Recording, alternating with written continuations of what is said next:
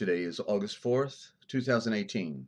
Get ready for the Emergency Broadcast System, the Forbidden History series. What they didn't want you to know, but we tell right here. Now's the time to call your friends, ladies and gentlemen. We now interrupt your normally scheduled programming to bring you this very important deprogramming program.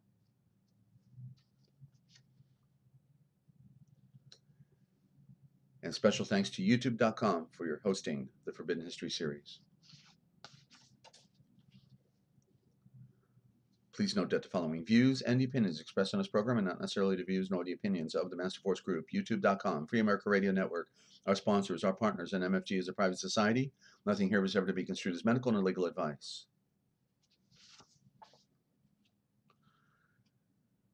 And listen to the Forbidden History prime time, 7 days a week, right here on the realpublicradio.net, because hidden beneath the sands of time lies the greatest of all mysteries.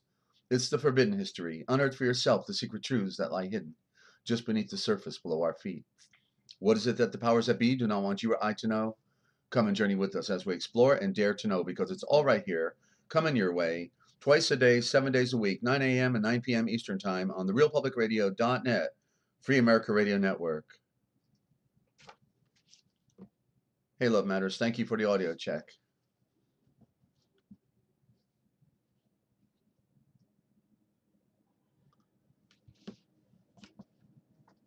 Okay, well, perhaps we can talk about that on the side if you like. You're welcome to call in live, but if you want to talk on the side, we can do that. Stand by for the broadcast.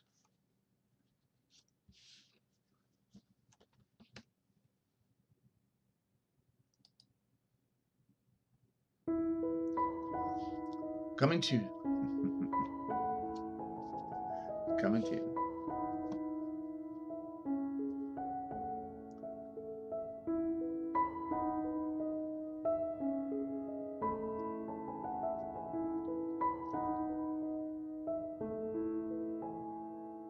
Okay.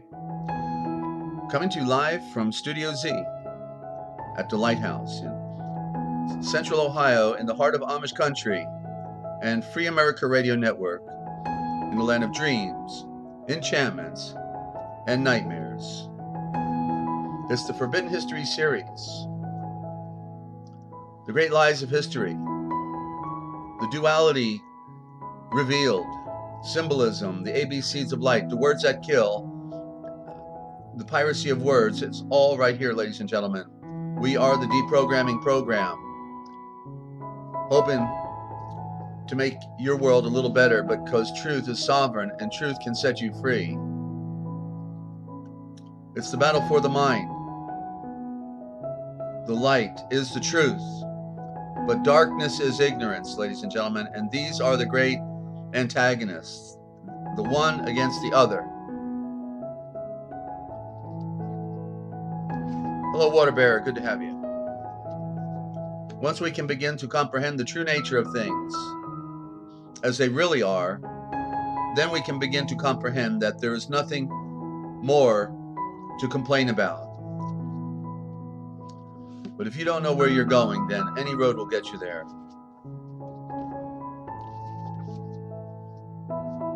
And I know we're all struggling in different ways, ladies and gentlemen, and we've been fed so many lies, we're sick of it. If a lie is repeated long enough, it becomes the truth. It's actually easier to lie to people than it is to convince them that they have been lied to.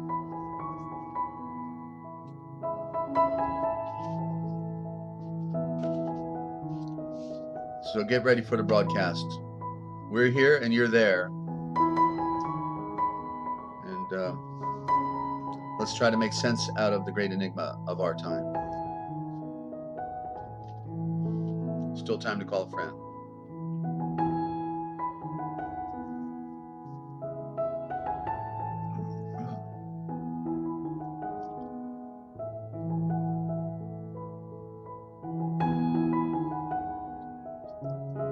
Good morning, Ninja.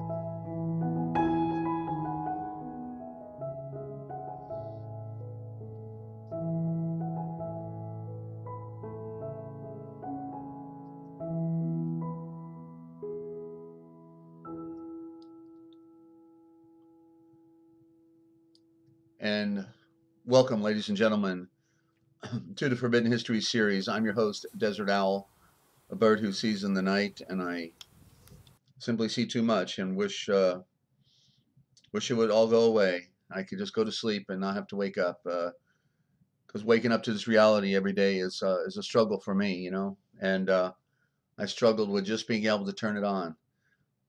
you know, I've been doing at this game for too long now, too long, and the whole process, nothing ever got better. Nothing ever got better. It only gets worse. Only. I became a political activist in 1991, somewhere around there.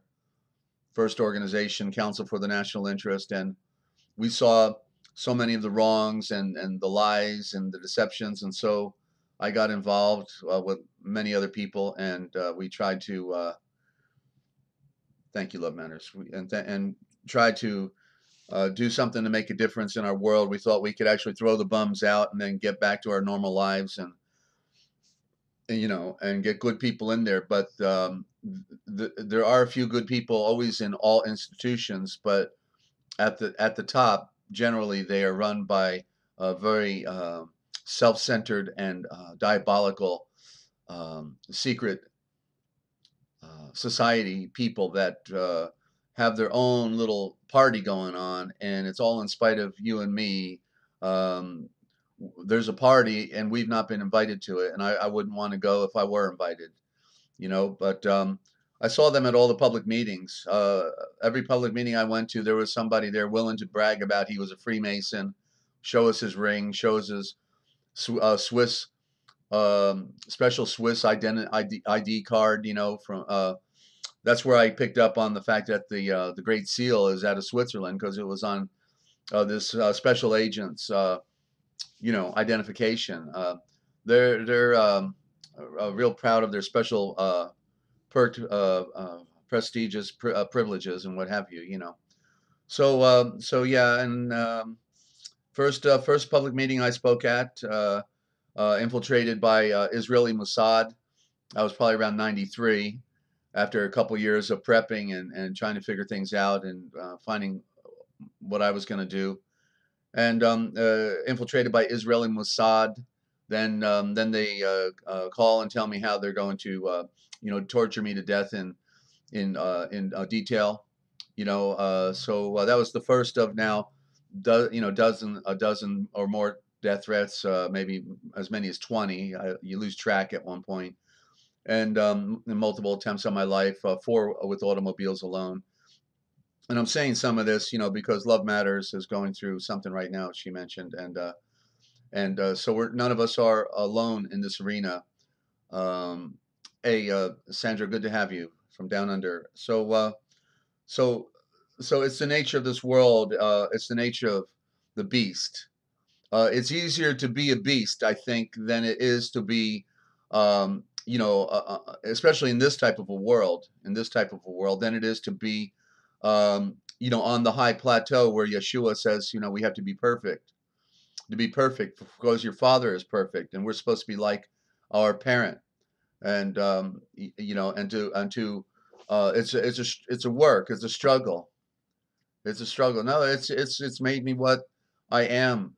Love Matters. Okay, so it was part of my journey. It's part of my overcoming. You remember it says we have to hate the world. If you love the world, the love of the Father is not in you. You have to hate the world because then it allows you to see clearly. Allows you to see clearly. Yeah, I slept with the shotgun for a good while after that death threat. To protect my family, but. They're game players. It's the ultimate game. It's the game of manipulating other people, manipulating mankind. We see it with the trollers coming on, and these are people who get a paycheck to do it.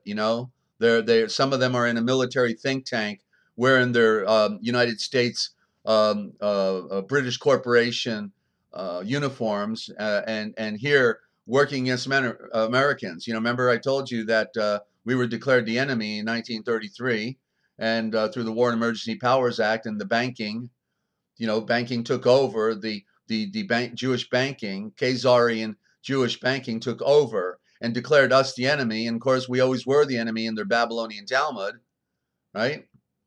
So, good morning, Martha. Good to have you. And we're in a real fix in our world, ladies and gentlemen. And the only thing that really absolutely matters is to identify with our true eternal nature, our spirit, to recognize that the flesh is the illusion, and we're in transit. We're going somewhere. We're at a way station. This is the train station. We're approaching the train. We're getting on the train. We're seated to leave this planet, and that's the way it has to be. I was struggling so much this morning.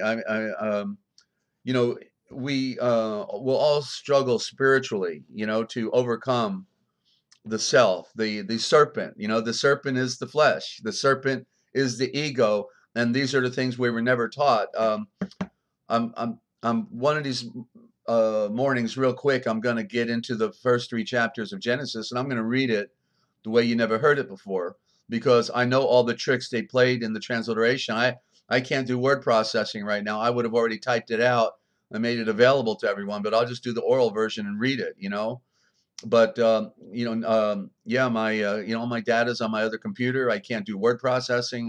But I just said, okay, so I'm going to turn on my YouTube channel anyway, and I'm going to just start talking to my friends out there. I've met so many, wonderful people here on the, in the Skywatcher movement, and I just wanted to, start talking, and figured, okay, the other stuff will fall in line when it does. So, yeah, I literally find it hard in my own struggle when I'm surrounded by Freemasons who want to kill me here in this, town of Millersburg, Ohio, that I've got to, I've got to force myself sometimes to get up every day. It's easier to just want to die, and come and get me, guys, okay, because you've promised you are anyway, right? But anyway, so I just wanted to do a little retrospection this morning, and and go back last century to when in another ordeal. I you know I'm sure many of you have experienced committing your life to somebody else and then finding out it just wasn't real, and that the other party, wasn't sincere, or did things that were not right, all of those things. And so, the greatest irony for me was to be able to identify what real love is, and also to define it perhaps better than anybody else ever could, and or ever had, at least, what it is in my reckoning, other than Yeshua himself. Of course, I don't want to give the greatest credit to our Redeemer, who defines love like nobody else. But I defined it. Uh, I went to a coffee shop at around midnight and stayed there till 4 in the morning, and I wrote something that was defining what I knew I didn't have, and I know it's the essence of what we all want, in relationship and in life, and that is love, right? So this is called When Two Worlds Collide, and I'm going to turn on a light and I'm going to read this for you. Yeah, just about 45 minutes ago, I went to lay back down. I just said, I don't think I can do this. I'm just going to bed. And I said, no, I've got these wonderful friends who actually, they're coming here. They're breathing. They're inhaling the essence of what Yeshua has been breathing into me all of these years. And through my experience as a political activist, it gave me a totally unique perspective on the occult nature of our world. So I started out studying scriptures and collecting lost writings, and ultimately I found out about the occult rituals of these wicked that run our world. And so you get tired at one point. You you wish somebody would pull your plug for you, because you can't do it yourself. You want to die, but yet you can't take your own life, because that would be a desecration against the pure tradition. So thank you, Ninja, so much. And love matters also. Please understand, wise one, we all love you. Thank you. I know you do. That's why I got behind the microphone today. I literally wanted to just shut down. You know, I said I can't do it. I can't do it today. I don't have the enthusiasm. I don't have you know, I want to do it, but it's just, you know, it's almost like another merry-go-round in a way. You know, it's a grinding mill. You know, you gotta keep going, but you're waiting for the reprieve. You know, when will my reprieve come? When will I be able to relocate and go outside my door again without looking behind my back, waiting for somebody to run me over with an automobile? You know, and it's far worse than that. Okay, I'm being gentle because I've also got to protect my enemy here, who you know, are obviously engaged in very nefarious activities that go all the way to the Vatican, if you know what I mean. Okay, so yeah, it's tough. So I wanted to just read for you the moment I discovered what, you know, real love is, and how I you know, realized I didn't have it, and that to me was the greatest irony, to be able to identify love and then realize you don't have it. So let me just take one more sip of my energy boost here, and I'll be right with you. So when two worlds collide, and that's a metaphor, and so let me make some room here for my book. This is in the. By the way, if you know, decided you want to get a copy of this after I read it, you can get it out of. It's in the Real Da Vinci Code Etymological Dictionary. I've got it right in there in the middle of the book. It's a compendium of a lot of different stuff. That's what's so unique about the Real Da Vinci Code Etymological Dictionary. So here we go. What are the forces that can bring two worlds together? What bridge these lives as special ships for to be? Beaming out pulsations for billions of miles, finally then together, across a vast deep and an endless sea. A deeper sea of space and of time, a space and time just for you and for me. Although time, it has no real meaning, as the void of space, it hasn't any thought, nor reason to hold, and no separate values outside of what we already know. Islands apart now, we stand in pure knowledge, as if redeeming, as ancient symbols destined to climb, as if for transcending every thought and midnight celestial sky. Where is the force that can bring two lives together? The heart, the mind, the body, the soul.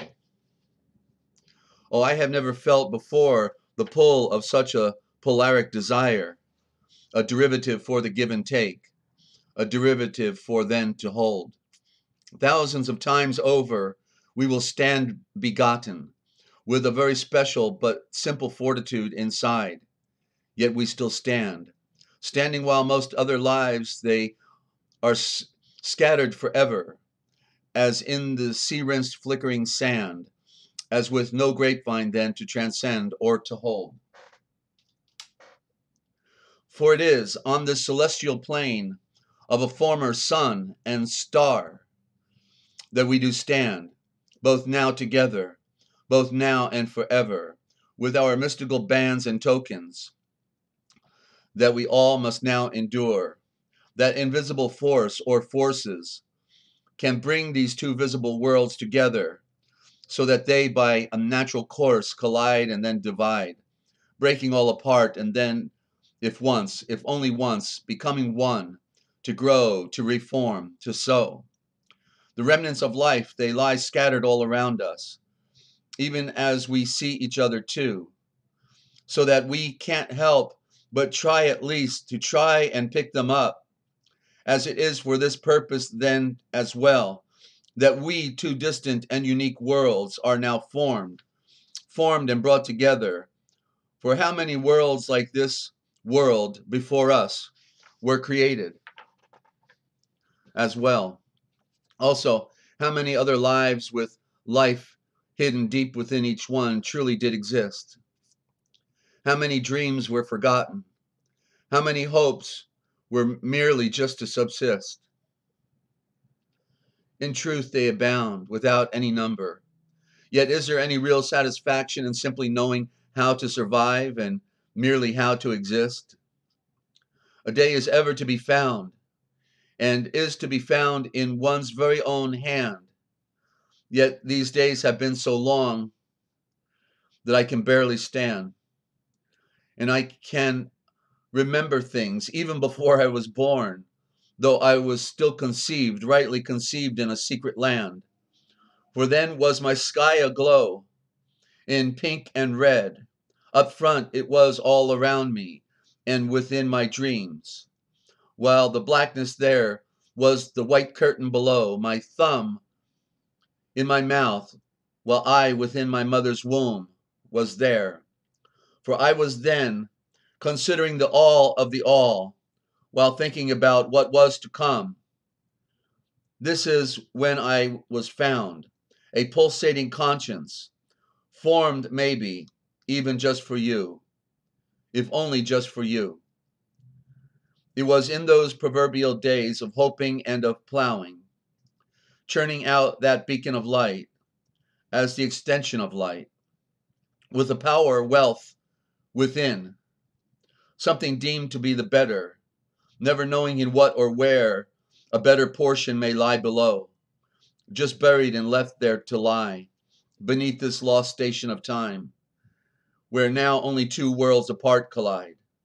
People work, they eat, they drink, and they raise their own, and work and work and work and work alone.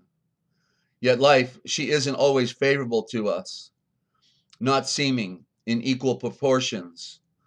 For regarding balance, it has been said that some may have great abundance, for much enjoyment and pleasure, and yet others nothing at all, no land to stand upon, no place to call their own. So some shall find a sweet red cup of wine, while some will have a great fall down in the deep black mud alone. A true paradox lies hidden within this bottomless pit, in the shadow of darkness. For one who is impoverished can still yet be rich, while the one who is rather wealthy need not the other to be impoverished too. Do not both end, excuse me, I'm going to have to cough.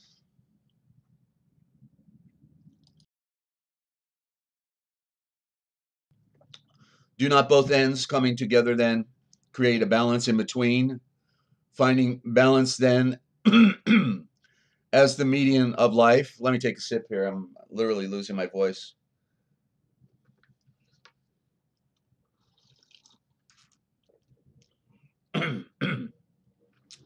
Do not both ends coming together then create sorry, create a balance in between, finding balance then as the median of life, of everything and of nothing at all, is in those great expanses that lie in between us, the up and the down, the in and the out, the left and the right, the rich and the poor, the right and the wrong. Is there not then a true purpose to each and every unique situation? Can we not then find our way back to the sun, that light from which we came, and to the moon, the ancient of days? Do let me know, for as life would have it, I wish to go. When two worlds they finally do collide, is it not then meant to happen this way? Tell me about the things that are without any purpose, and I will tell you about the things that are left unsaid. For even today, even for tomorrow, about the things of yesterday as well. And will anyone be watching when these two worlds collide? And if so, will they have any answers left forth to come? I firmly follow that it is we who have all of those necessary answers. And our very own two worlds create their very own fixed eye. So that now the places that we do see and go to are in our own very own hearts, within our own minds, within our own redeeming qualities, within our own unique postures, within our very own hands, within a far, far away place, which is yet always very near at hand. Very near at hand and deep inside. So we see those things that are cast aside, where mere shadows will now and always, forever on and on and on, one day reside.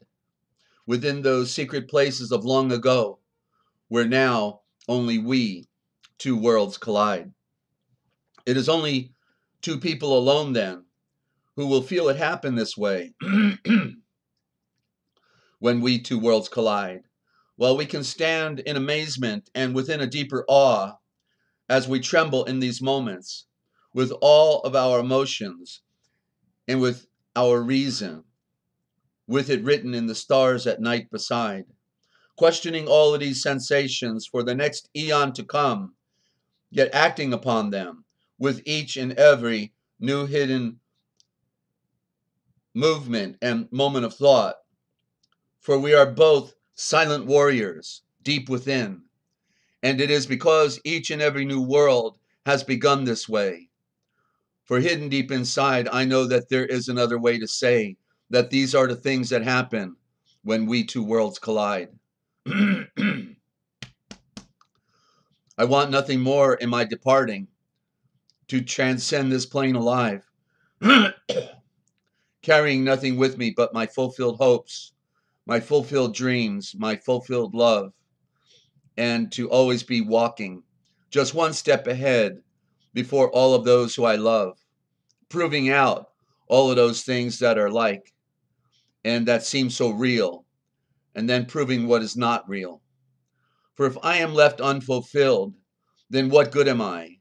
And if my life has no purpose or meaning, then certainly I would be like those mere rocks and cracking slags that are all strewn around us forever on the ground, just outside our door. And the people, they all just walk right over them as if never knowing that they are there, nor yet about those treasures and those secret places hidden deep inside. So if you could split the rock apart, just as the wood, you will see into it as I do, for then you will see that it reveals entirely new worlds and the pure sunset horizon. It is speaking about the everlasting pearl of greatness and that great unified potential that lies locked hidden deep inside each and every one of us. So if only we dare to open up, but not everyone has that key. Nonetheless, the many symbiotic keys combined. It is the very energy and voice of the universe unleashed that I behold. The oneness of the black fire pursuing the everlasting white fire. Or is it the other way around? Thereby exposing that commonality of ground that we all possess. Those seeds of greatness and of wonder, all strewn about by the east wind that our first father so early bore. Although the planets, the moons, and the stars are all so diverse and a kaleidoscope of colored hues, they all still remain of one true origin, and we are one with them too. And with the invisible, we are one, but only by definition, and if we know it too. Nonetheless, we all must sing with a perfect tune then, within each and every unique sound, for the melodies. They are all already written, so that we must then judge this time and our own selves aloud, while washing pure our own hands, by casting off of some very heavy stones, while we gather in some lighter and smoother and new and better ones too, including that invisible star of a rock and that capstone of life shining way out from beyond the edge of our constant universe delight, our nighttime granite, far, far away palatial shore. Thus experiencing a transition beyond all closed doors, while leading to all of those passageways unknown and yet unexplored, but soon to be discovered through one's own mind and one's own body then, forevermore, forevermore. The mind, it is a cosmic light, and an open mind, it is a giant window leading back to the past and up onto the ethereal heights, way far above the black and the white, and deep within too, with the many-colored spirit birds of red, blue, green, and black, leaving trails in the outer spectrums about the outer you, from the in-between, while spinning eastbound to greet the sun, for forever on now, beaming in all directions, there is a flaming sword. For this is the time then for what is left undone, as when we two worlds collide, living just as if a world just passed us by, and flew away when we two worlds did fly, not as empty ships just standing by, but as some sacred voice that said, goodbye. How can we even think of another thing when these two worlds collide? For it truly happens only once in at least 1,000,000 lives, as if in some far-off remote island or isolated corner of the world, where other former shadows once stood, and where some others they still abide, with the others that are soon to come. So look behind and in front of you, for what is tried, as you will also find another world so deep inside. This is a primary meeting that is not without any purpose, for it is a fundamental meeting, and a meeting that is all about life. You know that. You know that action is not established without any purpose. For this is what gives us standing and meaning, not without a fulfillment granted, a promise, and a final end for a new beginning. So it is that with each new beginning, there are instituted then the many new and unique forms of life, so that never was there before a new beginning quite like this one, nor were there two roads quite like these roads crossing before us, roads that come together with such an introspection for all other lives to come. Yet so many lives are so very different, it seems. There are lives that are full of pain and sorrow, but the lives of the rest, they seem to be just merely the same, as if in vain.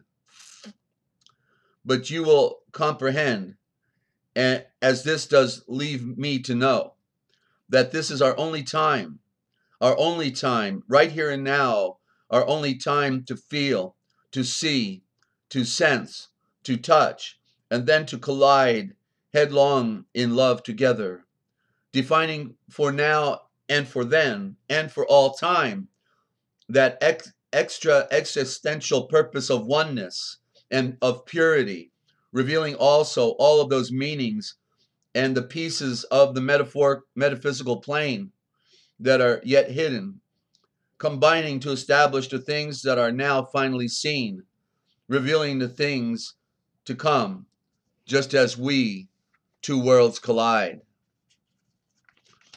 I have no former regrets, other than the fact that I have not yet lived, for I am as a man, and still a man yet to be formed, just as a being who is almost completed now. As before us all, there lies that constant proverbial hero's journey, a trial by fire, a journey in the wilderness, with the greatest battle now deep within, just like that bitter sea of Agamemnon. We cannot drink it, and Plutarch's Armageddon hell, a place where only principled license, it wins the war. And the battle, you know, it is for all time on then and more. Yet this is not about winning at any cost. It is only about the price that we each must pay. This is all about seeking the truth, while having that pure desire implanted and then once established, identifying with your very own true purpose in life. You must feel with the all of these, your most powerful hidden senses, and then realizing as well that what you have is of the greatest potential, being much more than a mystical bed of comfort, thus being able to lift you safely up to every higher plateau and station in life, out to every farthest and distant invisible shore. There is a definite purpose as well to love and inspiration, in serving each other well, in living for one another, in thinking about one another, in protecting one another, in inspiring one another, in caressing one another, in reading to one another, in bleeding and dying then for one another. Yes, and in living for one another as was formerly intended, encouraging each other on then up to those higher rings and bounds, knowing intuitively that there is no other higher cause nor care, while speaking your name only as if it were the only one to sound, the only name that ever was, and even with your final breath, while deep in love, knowing intuitively that you are always there, without any avoidance, even if only from out of the distance, even if only with an invisible power. Yes, pure inspiration, it is real. Even as our lives, they are so real. With love being the transcender that surpasses all, throughout all time, love conquers huge armies, and then it calls out your name at misty dawn, as if we were all born anew, as if we did collide then too. Caught without protection, we became the radiation, the introspection. We became that morning shower. We became those flowers, hour after hour, leaving everything outside of our ring and power, oh, spellbound, but with at least a heartfelt sense for the purest meanings of love and desire. When these two worlds collide within this spontaneous moment, they are then taking in each other's own ray of light and self-generated heat, with all of the other stars, reflections of each other as well, while still beaming in every direction in the sacred glow of timelessness, with the darkness there still around, all around. For it has been deemed then, for this very purpose, and this purpose, it is so real, even as our bodies, they are so real, and our invisible lives, our spirit, that are quickly passing by, if we can only see them, they are so real. Then found within this ultra-sensitive form of passion is a place where this extra existensive love is revealed and formed, leaving these expanses of time, traveling way out beyond the outer bounds into a higher plane of time within a day without end. This is something that cannot be touched with the physical hand alone, just as a constant radiating light beams out into the outer expanses, yet giving no warmth. Yet they do send their light to the farthest universal shore, which no mere mortal will see, being only for those who choose to become the immortal ones within this everlasting sea. So it is only for those immortals then who will cross safely that bridge of the in-between while transcending all other worlds, finally only to become. So it is these worlds only then who are becoming and who are seeking that higher calling while deep in love.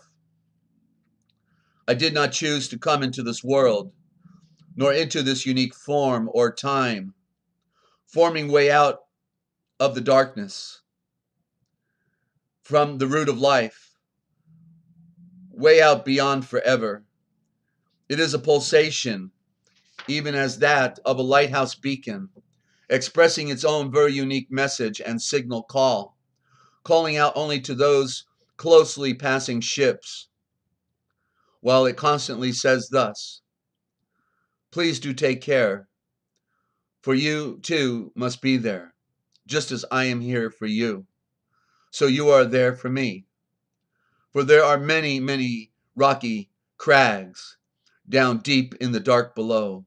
Former feelings hurt, obstacles in between. Just as ships, we are tossed about to and fro. So silent, be there still. Set your rudder free, and let me guide you in alone to me.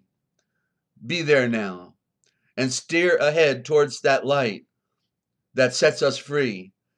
And do not fear, for I am always here with you, and always with you.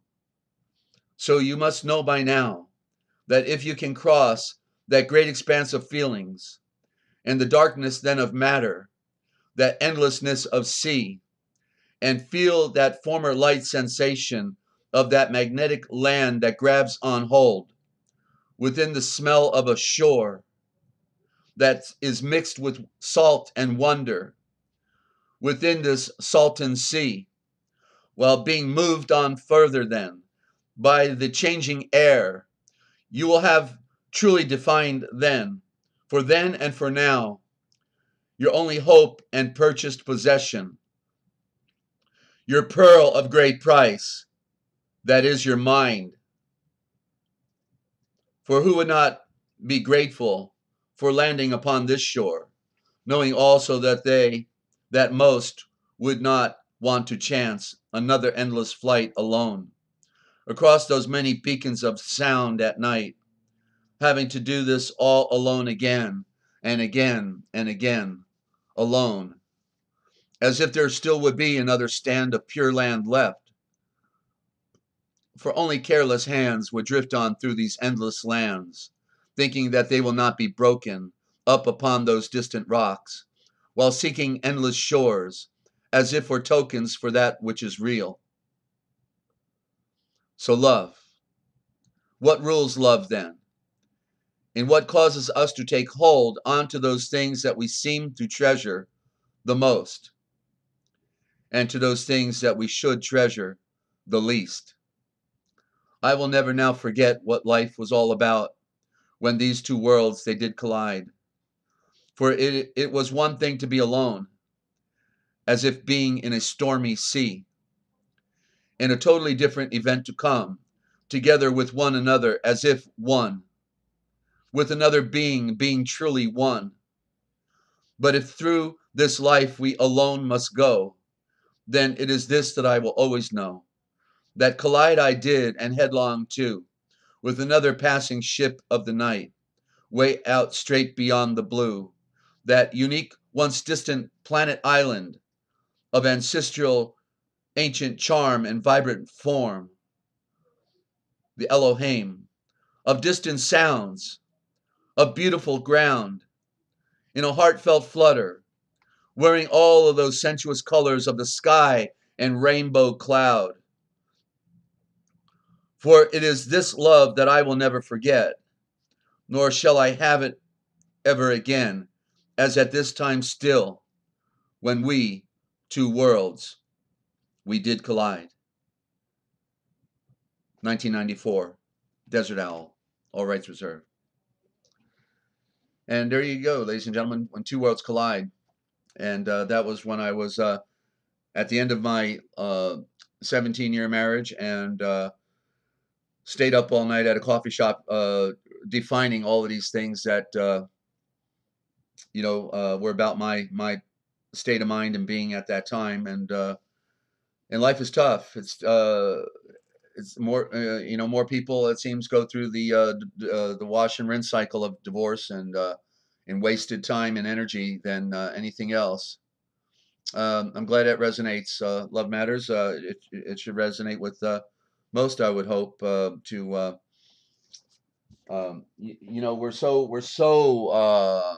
they fed us their garbage from the beginning. And what was ironic, I couldn't even find a place to put that poem and have it published, because they any contest they ever had for poems and things of that nature, you only could have like 20 lines, 20-line poem, and that's like 700, 800 lines. And thank you, Ninja. And so I just thought I'd share that with you all today, because as we all want each other to know, I am real, you are real. I know that this very small group that come in every day is to me, a very special group. And well, the words that come to me is, I have fallen in love with you, all of you, for being so, special. Each one of you are special, and we're all made in the image. Good point. That is a good point. We're made in the image of the divine light. You see, we are images of something that is great, and yet what they've done is they got everybody to be in the slime pit of the mud and of the dirt and of the filth and of the games that are played, the nonsense, the serpent's self-interest. So it's I've got nothing else that I can do, or I know where I can go. It's right here. Hey, good morning, Liz. Good to have you. You may have just missed my morning read that I was sharing with everyone, but you can certainly go back and do the replay. Okay, so what I want to do, because as you saw, I was having trouble with my voice. I want to go to a musical interlude, then I'm going to come back with some words that kill, and then we've got our, the history of the church. Okay, and then so we're gonna pursue that. I've got several things in mind I might want to do. I'll figure it out during the music, and I'll be right back. Okay, so thanks for being there and tuning in and being great friends. And Heavenly Father, help us. Right? Okay. Well, don't go away. We'll be right back. You're tuned in right here to therealpublicradio.net, Free America Radio Network. What they didn't want you to know, but we're gonna tell it anyway. We got nothing better to do.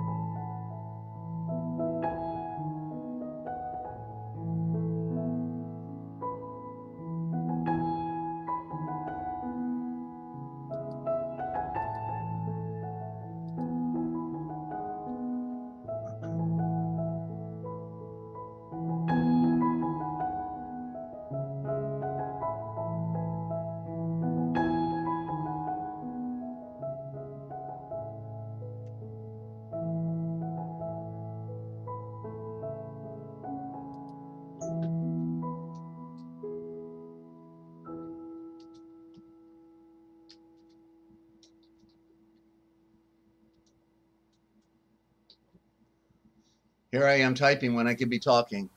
Thank you for all those comments. They go by sometimes before I can see them. So I never, it's never my intention to ignore all your wonderful comments, okay? And I always try.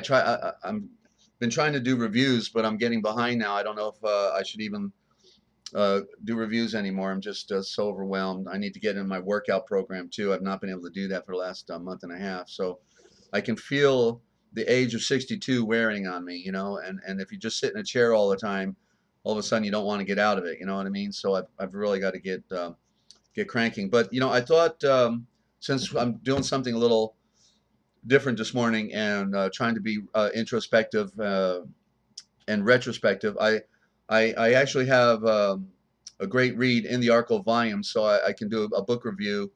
The Arco volume, again, a fantastic book that came out in the 1800s. Just do research on it. ARCHKO, ARCHKO, Arco volume. And so in here is a special read. Where's my note now? Come on. Okay, and this was after Yeshua rose from the dead, and um, it may have already been taken up as well. But nonetheless, we have what I have here is a parable that is actually by Kefe, by Peter, after you know, the resurrection, when he received all power. So it would have been certainly probably a couple months after Yeshua rose from the dead, came back a second time. And so this is in one of the letters of Hillel.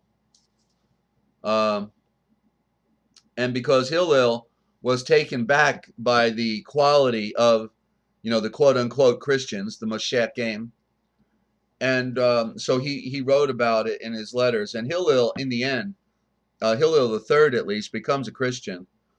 You know, while they had the Hebrew schools, you know, they had the Hebrew schools in Jerusalem. So so I'm going to read it because it is a very profound parable.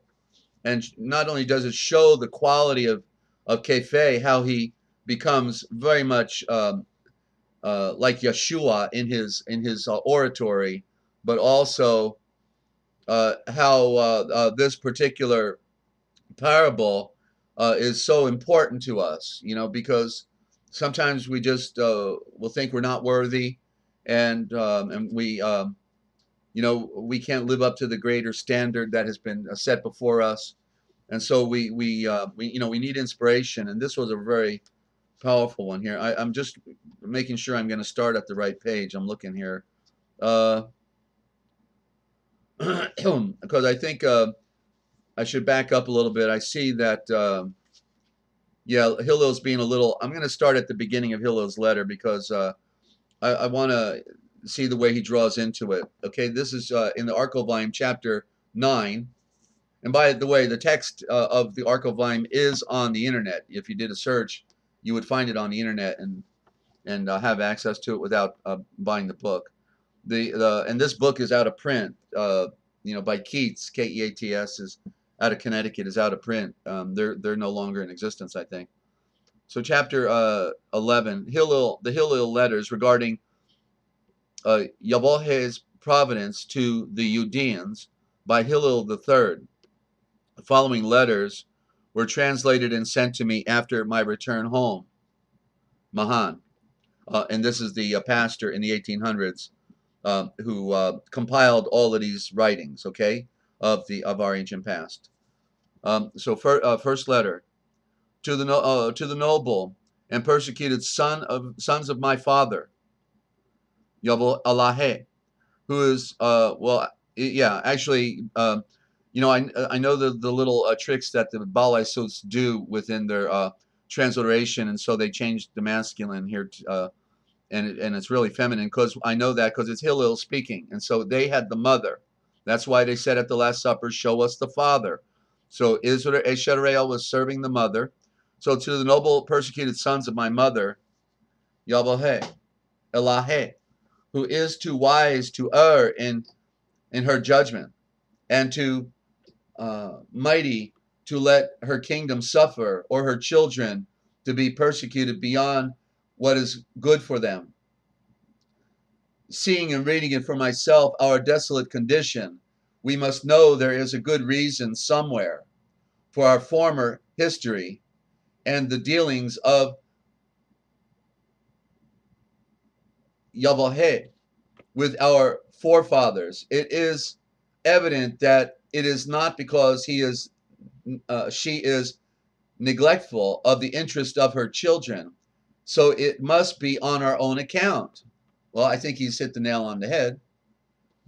In directing your thoughts to these subjects, it is needful to carry your attention to the acts of Eloheh in the history of the world. By this we learn the cause of our present condition. When he was dissatisfied with the wicked world, his eyes rested on one perfect man, Nova. That's Noah. Noah is Nova. He was a new star, bringing in a new age. Now, it is useless for us to begin a controversy as to how Noah became perfect. That is not the important issue. The great question for us is, are we perfect? And if not, then why are we wicked? No doubt this is the reason we have been forsaken, talking about Judah. If we could not but help our being wicked,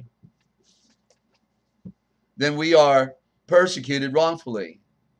But it was the perfection of Nova that preserved his life, and it made him a great and happy blood of the earth, while it was corruption that caused all the rest of the world, the majority, to be drowned by the flood.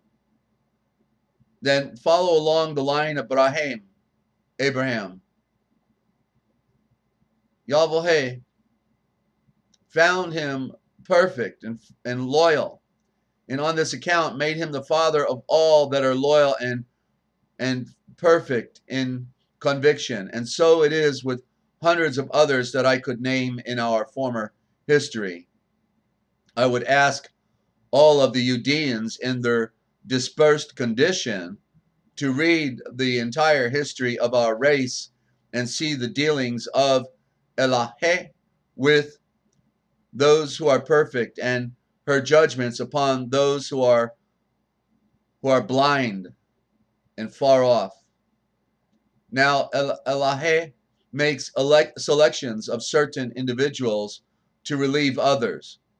These chosen ones may not be perfect, but those for whom they are selected must be perfect, or they can receive no favor from or promise from Eloheh.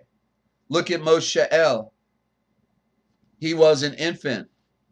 He could neither be good nor bad because he was an infant.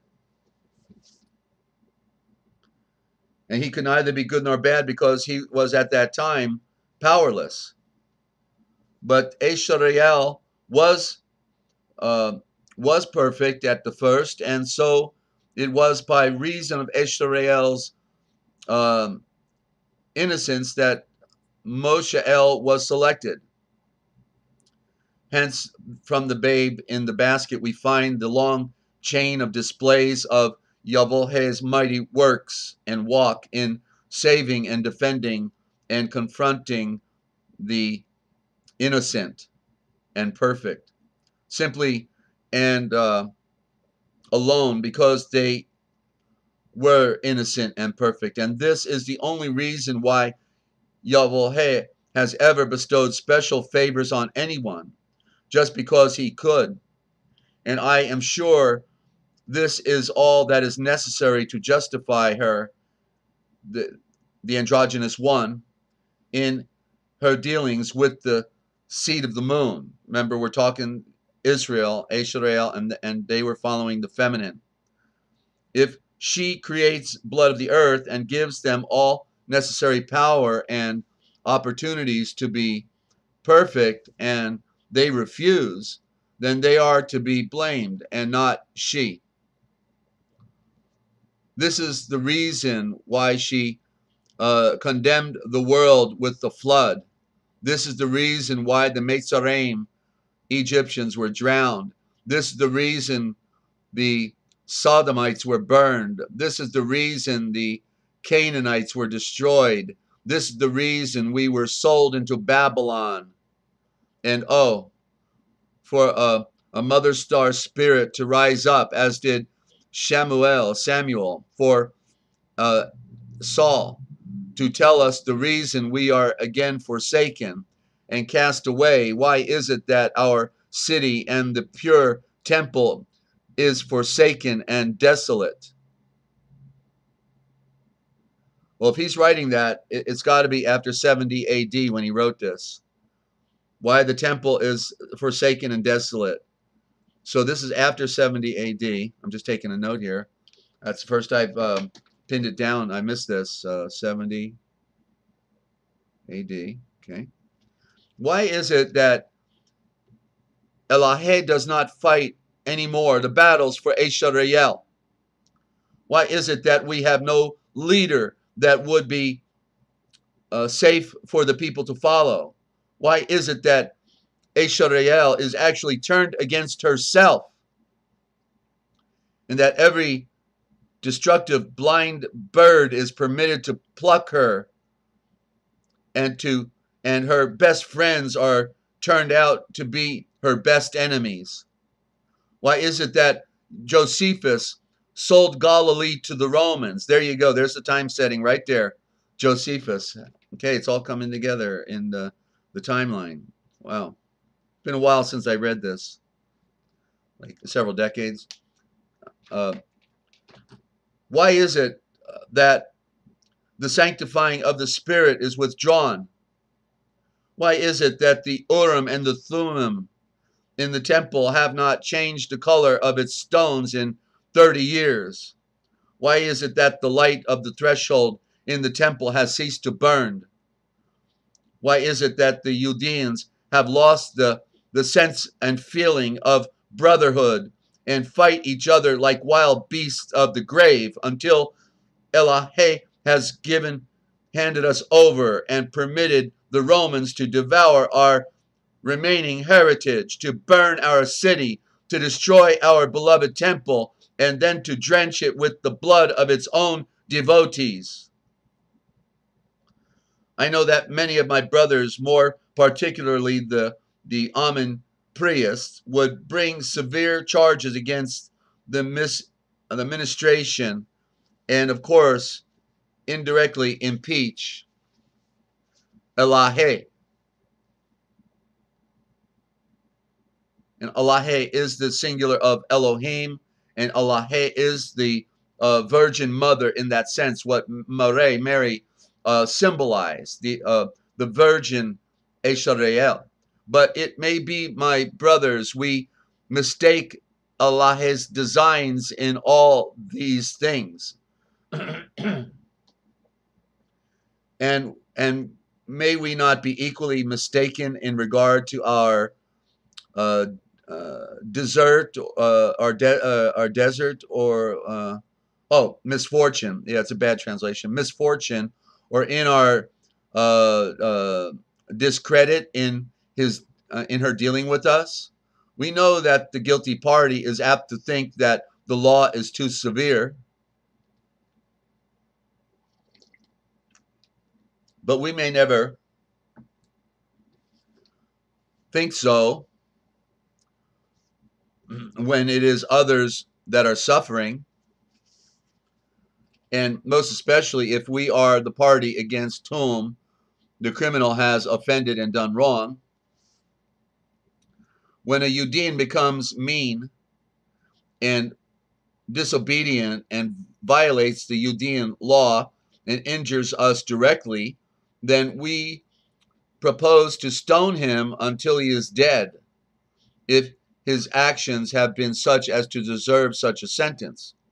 And we are equally guilty if we in any way try to screen the criminal from suffering the just penalty of the law. So now let us, as honest Judeans, if there were any, there were, let us as honest Judeans look into our own nature and examine our own actions in the light of Yahweh's pure revelation, and see if our present condition is not deserving on our part. And if we find that it is we who have forsaken Eloheh instead of her having forsaken us, and then let us do as our fathers did in Mitzrayim, and as our fathers did in Babylon. They hung up their harps, they clothed themselves in sackcloth and put ashes on their head. They mourned as do the dove and the pelican. So did they seek rest until the great Yahweh, who is the Elohim, was moved with compassion. They not only ceased to act wickedly, but they showed by their regrets and acknowledgement that they would act differently in the future. And Yahweh had compassion on them, and then moved the heart of their wicked ruler, Malek, to pity them, that they might return and rebuild their temple. These were the ways in which they conducted themselves, and look at the results that followed. Now these things were for their own benefit, and they were recorded that we might learn what to do, provided we should be brought into the same condition. And now this is where Kefe comes in. So I'm going to just turn off my air conditioner, okay, because I'm stretching to overcome the noise. Hang on.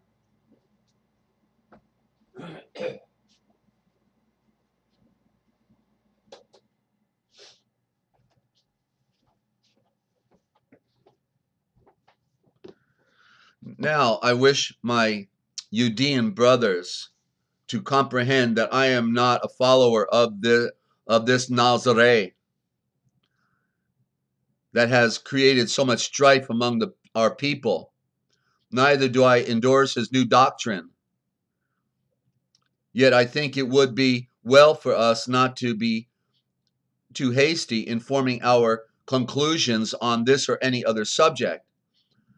I heard Kefe, Peter, preach the other day, and as he and Yalkanan came out of the temple, there was a blood of the earth that had been lying around at the gates and public crossings for years. He was unable to walk, having no soundness in his feet and ankle bones. As they were passing him, he asked them for help. And Kefe breathed that he, the mother's eye, had nothing to give, but he breathed in the royal title of Yeshua, Moshiach, the seed of the Son. I breathe unto you, rise up and walk. And the blood of the earth sprang to his feet, seemingly perfectly sound, and commenced praising Eloheh at the top of his voice, which caused a great commotion among the people. And the police came and took Kefe and Yalkanan to prison as peacemakers. I thought, I never saw such an outrageous act. It is right to arrest men for doing blind acts of darkness, but to arrest and imprison blood of the earth for doing a perfect act of compassion is something I cannot comprehend. This has been the fault of us Judeans in all time. No wonder it didn't matter what excellent work was done. If it was not done just as the Amen priest thought it should be done, it must have been wrong.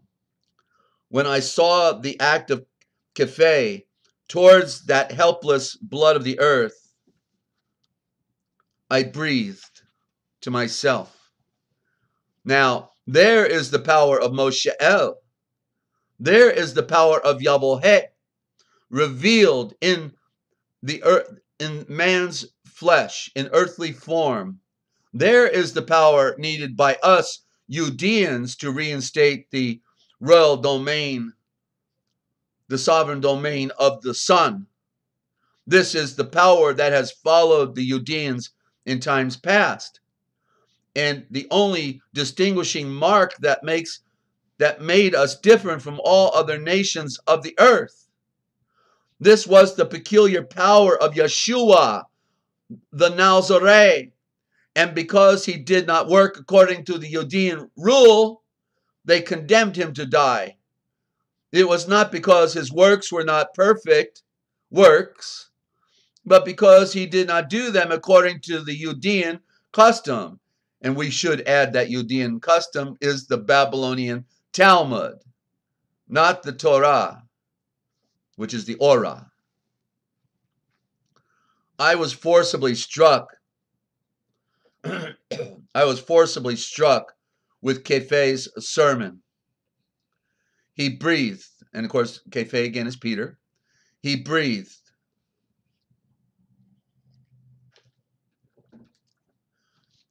There was a rich man who had one son, and this son had been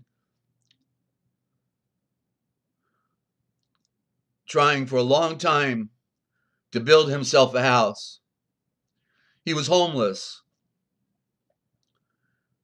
and exposed to many dangers and hardships for want of his own house, until he was almost exhausted and was ready to die.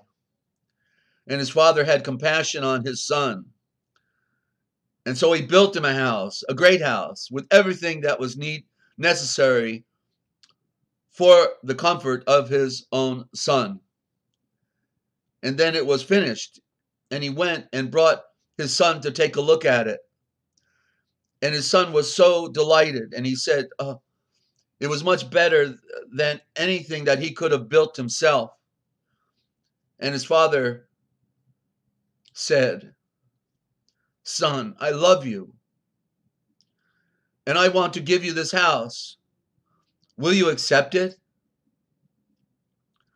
"With all my heart, my dear father, with grateful appreciation and gratitude, I do." Now Kefe breathed.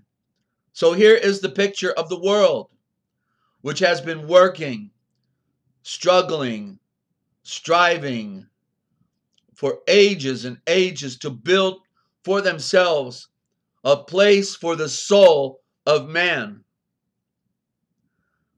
They have only worked by the laws of men, by building fine temples, offering sacrifices,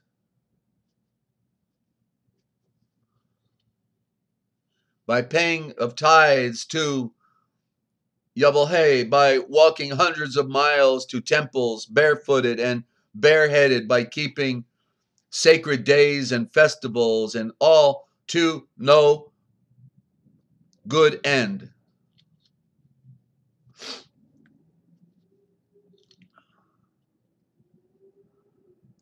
The mind has become wearied out of impatience and still no rest, until man has become dissatisfied, not only with himself, but with his own Yahweh, Eloheh, God, and his service. And while in this despairing condition,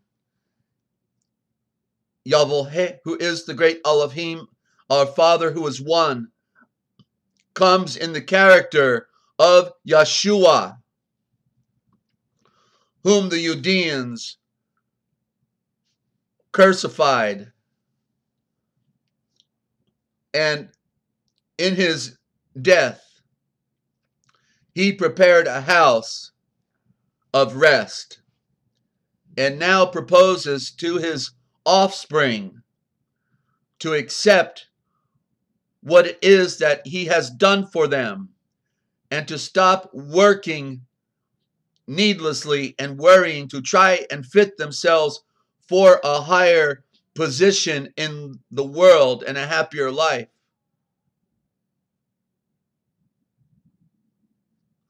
Let me read that again because I want to say it more clearly. And to stop working needlessly and worrying to try to fit themselves for a higher station and a happier life.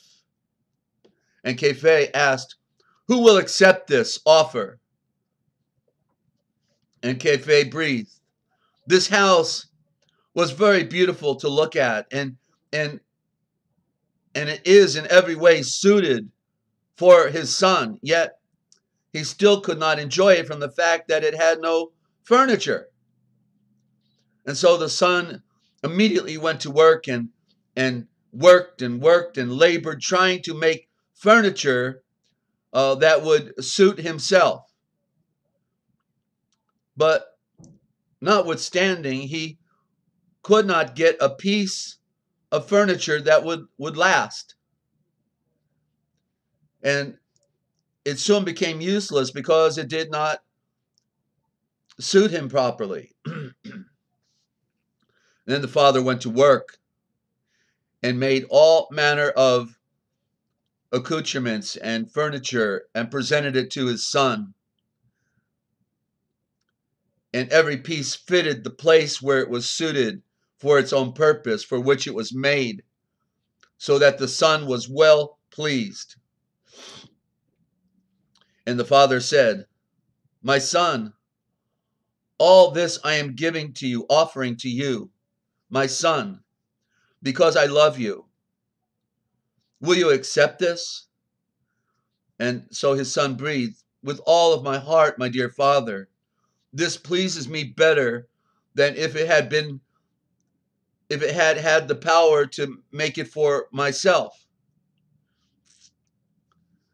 Now Kife breathed. This is what Yahweh has done for the world.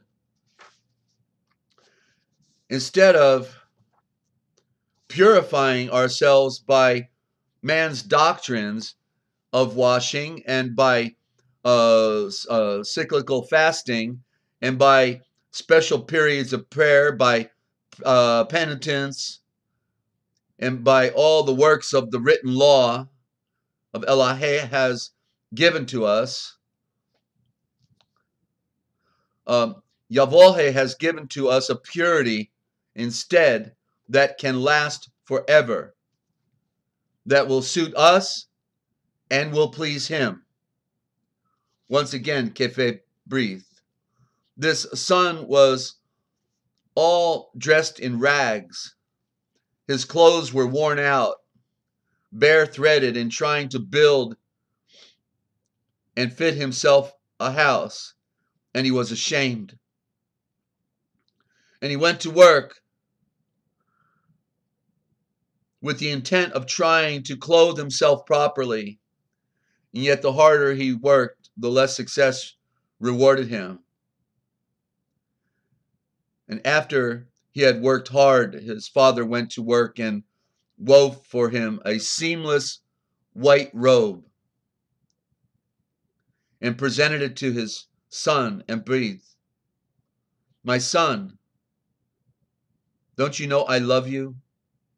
And I have prepared for you a white robe that you can put on. Will you accept it? With many thanks, dear father. And so said the son, oh, how perfect and beautiful it really is. How brighter than snow. How well it fits me. True and perfect father, I can never feel more great gratitude. Enough. I thought that you were angry with me and hated me simply because I was poor and homeless and miserable and ragged. But if you did love me in my own state of misery, I know that you can love me now and will delight and be happy to make your abode with me forever. Great Father, I don't know how to show my gratitude to you. The Son was so delighted with this change in his countenance that the Father was equally delighted with his Son. And they were both standing up in the light together. Then the Father breathed to his Son, I am happy to live with my offspring when they live in a manner that is suited to my taste. And of course, this suits me and pleases me from the fact that it is all my own work. So be content and do not tarnish your white robe, for it is so perfectly clean. A very little mixing with dirt and filth will quickly contaminate it, and then it will not be fit to be seen. And as long as you keep it unspotted from the world, it will make you distinguished and set you apart from the rest of the world. And it will make you a welcome visitor into the company of all that are dressed in this same robe. For since this is merely the outward showing of the principles that live within, which principles are only developed by the outward expressions and appearance, and it will even be admired by those who may reject it. Yet inwardly they must respect it, though they may covet it and raise the spirit of persecution against you. It is not because they dislike you, but it will be because they are not like you. And this is the root cause of envy everywhere. This, SKYPE breathed, is the way Yahweh, our great Father, has treated us spiritually. The eye, he has prepared for us a pure estate and home where our immortal minds can live and breathe and be happy throughout all eternity. And then has given us his only true anointed pure great breath of light on the wind and wings of fire, the pure breath, the Holy Spirit, the same Spirit that Yeshua promised. It goes back all the way to Abraham, and the same that fell on the people just the other day. So this was shortly after what we call Pentecost, or the 50th day. It was just shortly after that. This was the first major, and the story in the short form we see in the book of Acts, of course. It's very familiar. This Spirit renews and engenders within us pure desires to love Yahweh and to serve the one of the many by obeying all of his instructions and by performing and living in honor while in his royal title. And this same breath that engenders within us the pure desire to see all blood of the earth embrace this same offering of this perfection and exalted Father, that they may be happy now and happy forever, more so after death than before. For it is the dread of meeting an interminable doom for our blindness and our blind actions that make all of our lives so intolerable. It is the truth. Breathe Kefe. You must see and read it for yourself. Look now at the riches that are offered on terms that are so easy to receive by our great Father of light. All we need is to accept it. Who will accept it? And there were 2,000 or 3,000 who cried out, "We do, we do." And then they followed a mighty rising up, and then followed a mighty rising up and standing up in the light, and all of which made a very strong impression on my mind. I'm going to make a most thorough examination into these things to see if they are not true. And if Allah has provided an easier and a better way to save the minds and souls of men other than the Judean nation, I feel that the subject is worth looking into. For of a long time it has seemed to me, and my fathers saw it and spoke about it, that the ways of the Judean in Allah's service were too exacting, and they were apt to make men become indifferent, and almost to look on Allah as a haughty tyrant. While in contrast, Kefe's illustration shows him, the one of the many, in such a beautiful light that it makes me only want to love him. End of the letter of Hillel the third. Is that not profound, ladies and gentlemen? Is that not profound?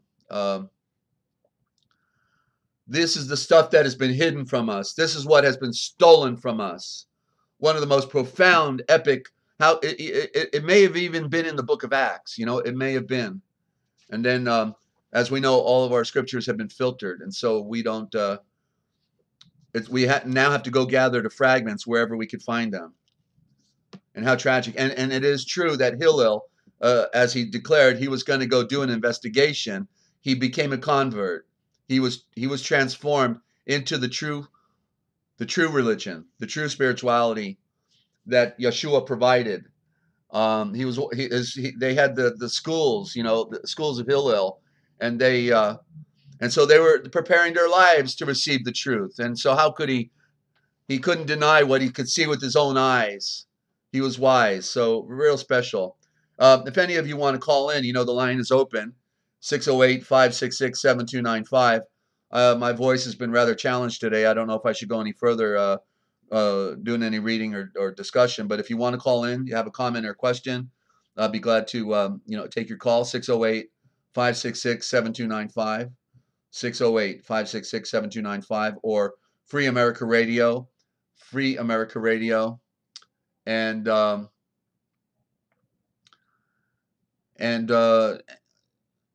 it says in Kingsland, Georgia, although I am in Millersburg, Ohio. So ladies and gentlemen, don't forget, if you want to become part of the Master Force group, and you know who the Master is, okay? But I have a healing ministry that I share and would love for friends to get involved with, and then you can have your own health ministry, your own website and health food store for no money down, free. That's not too expensive, is it? Free. And you can get your product and also then when other people sign up under your website for free, then you get upfront commissions that are very good. And this has life-saving products, okay? Life-saving products in this website, okay? So go to healthwalk.basicreset.com. Healthwalk, all one word, healthwalk.basicreset, all one word, .com. And check it out. Look at the videos. It's going to blow your mind when you learn about the ionite mineral solution. Okay, and then if you do sign up, then tell me here, and we'll read out your website on the air. I will rotate the 3x5 cards with everybody's domain on it, and and that way we can help our friends who are also struggling financially, right? We don't want to benefit alone, and we through several generations of signups, the radio network will still benefit. Okay, so and we see got people typing here, but I don't see very much. You're welcome, Ninja. Thank you. More important than ever to give love and good energy and receive too. It doubles its strength and size of field, healing, nourishing vibes of love. Thank you, Sandra. And so I don't see anybody calling in, and I think I should try to save my voice for later this evening. I think I've done enough damage. Is that the right word? No, I didn't do enough damage. We've done enough saving for one day. And so you got to hear first, and we hope not last, ladies and gentlemen. It's a hard road we're on, and we've really got to get focused, And so hope you're telling your friends about the broadcast. Hope you come back this evening at 9 p.m. Eastern Time.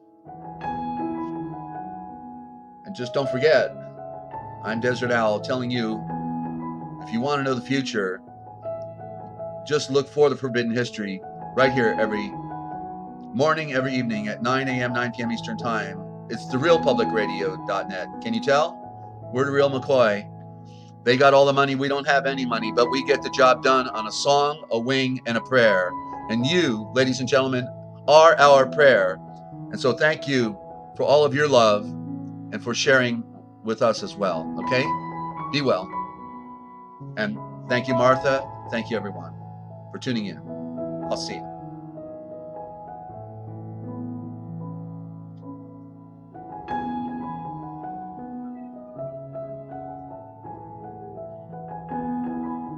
Thank you, Mew Mew. Thank you, Anna. Thank you, Liz. Barb, thank you.